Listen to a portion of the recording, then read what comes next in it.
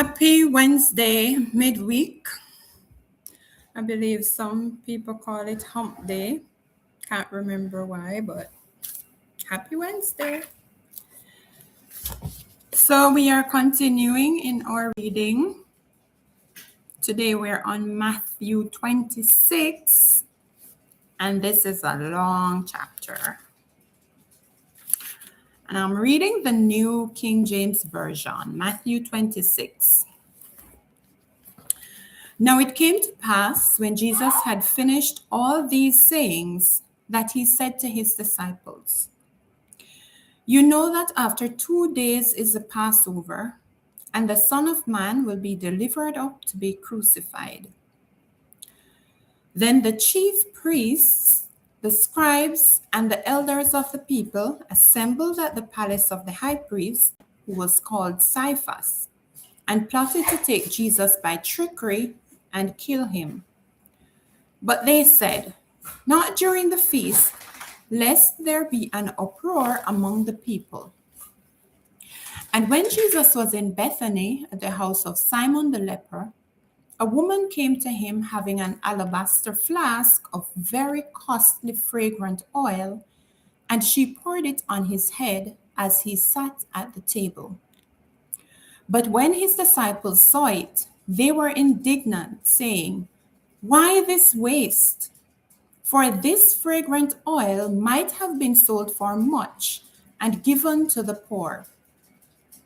But when Jesus was aware of it, he said to them, "Why do you trouble the woman? For she has done a good work for me. For you have the poor with you always, but me you do not have always. For in pouring this fragrant oil on my body, she did it for my burial. Assuredly, I say to you, wherever this gospel is preached in the whole world, what this woman has done will also be told as a memorial to her." Then one of the 12, called Judas Iscariot, went to the chief priests and said, "What are you willing to give me if I deliver him to you?" And they counted out to him 30 pieces of silver. So from that time, he sought opportunity to betray him. Now on the first day of the feast of the unleavened bread, the disciples came to Jesus, saying to him, "Where do you want us to prepare for you to eat the Passover?" And he said, "Go into the city to a certain man and say to him, 'The teacher says, my time is at hand. I will keep the Passover at your house with my disciples.'"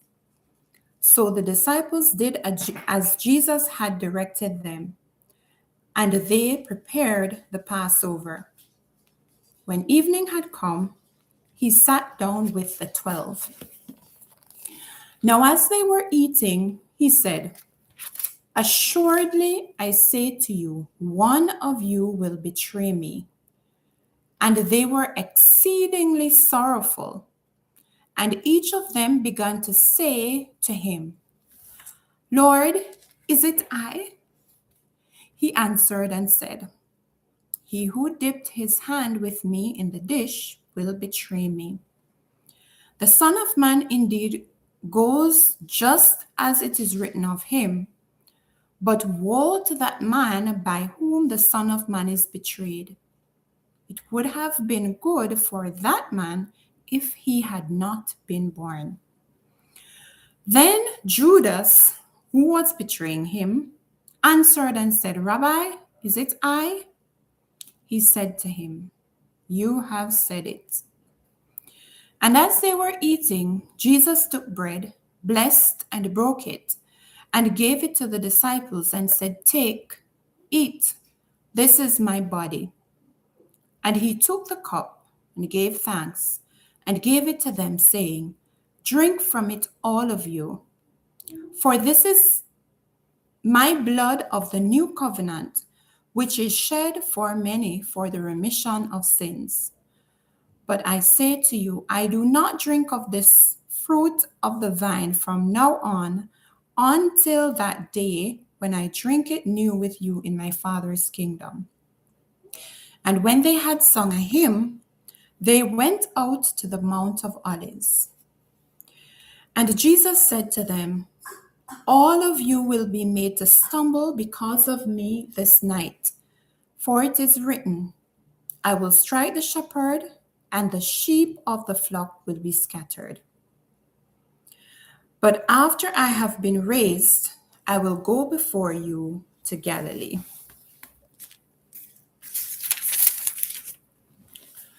Peter answered and said to him, even if all are made to stumble because of you, I will never be made to stumble. Jesus said to him, assuredly, I say to you this night, before the rooster crows, you will deny me 3 times. Peter said to him, even if I have to die with you, I will never deny you. And so said all the disciples. Then Jesus came with them to a place called Gethsemane and said to the disciples, sit here while I go and pray over there. And he took with him Peter and the 2 sons of Zebedee, and he began to be sorrowful and deeply distressed.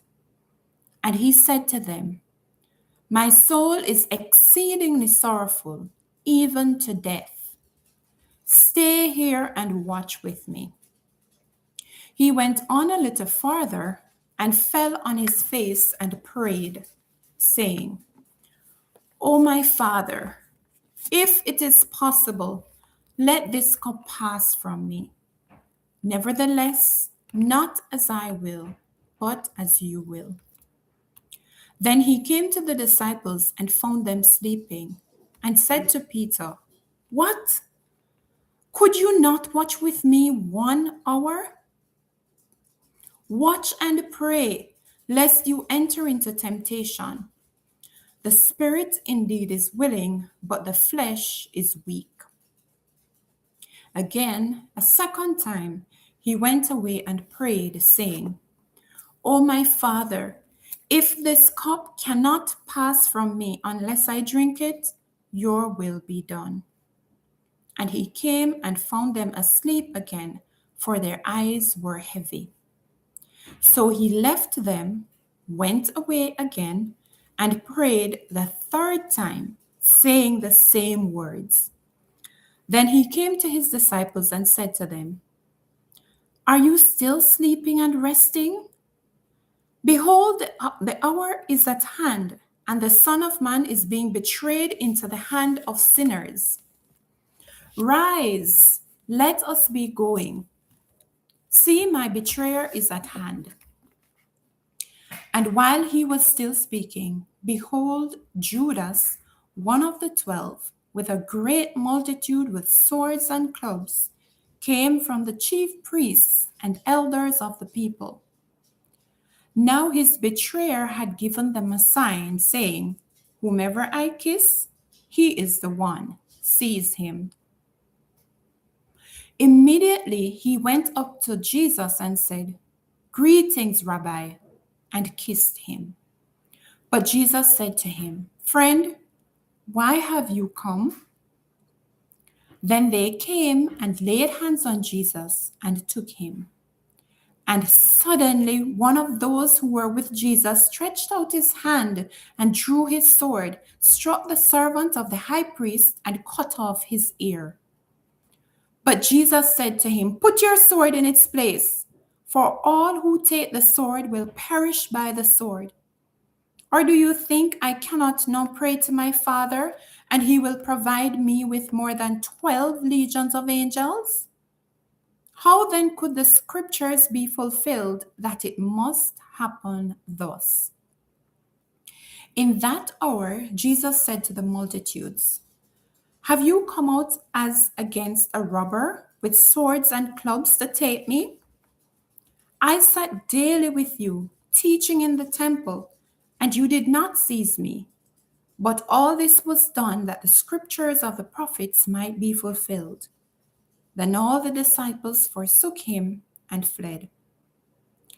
And those who had laid hold of Jesus led him away to Caiaphas, the high priest, where the scribes and the elders were assembled. But Peter followed him at a distance to the high priest's courtyard, and he went in and sat with the servants to see the end. Now the chief priests, the elders, and all the council sought false testimony against Jesus to put him to death, but found none. Even though many false witnesses came forward, they found none. But at last, 2 false witnesses came forward and said, "This fellow said, I am able to destroy the temple of God and to build it in 3 days." And the high priest arose and said to him, "Do you answer nothing? What is it these men testify against you?" But Jesus kept silent. And the high priest answered and said to him, "I put you under oath by the living God. Tell us if you are the Christ, the Son of God." Jesus said to him, "It is as you said. Nevertheless, I say to you, thereafter you will see the Son of Man sitting at the right hand of the power and coming on the clouds of heaven." Then the high priest tore his clothes, saying, "He has spoken blasphemy. What further need do we have of witnesses? Look, now you have heard his blasphemy. What do you think?" They answered and said, "He is deserving of death." Then they spat in his face and beat him, and others struck him with the palms of their hands, saying, "Prophesy to us, Christ. Who is the one who struck you?" Now Peter sat outside in the courtyard, and a servant girl came to him, saying, "You also were with Jesus of Galilee." But he denied it before them all, saying, "I do not know what you are saying." And when he had gone out to the gateway, another girl saw him and said to those who were there, "This fellow also was with Jesus of Nazareth." But again he denied with an oath, "I do not know the man." And a little later, those who stood by came up and said to Peter, "Surely you are also one of them, for your speech betrays you." Then he began to curse and swear, saying, "I do not know the man." Immediately a rooster crowed, and Peter remembered the word of Jesus, who had said to him, "Before the rooster crows, you will deny me 3 times." So he went out and wept bitterly. This is Matthew 26, the New King James Version.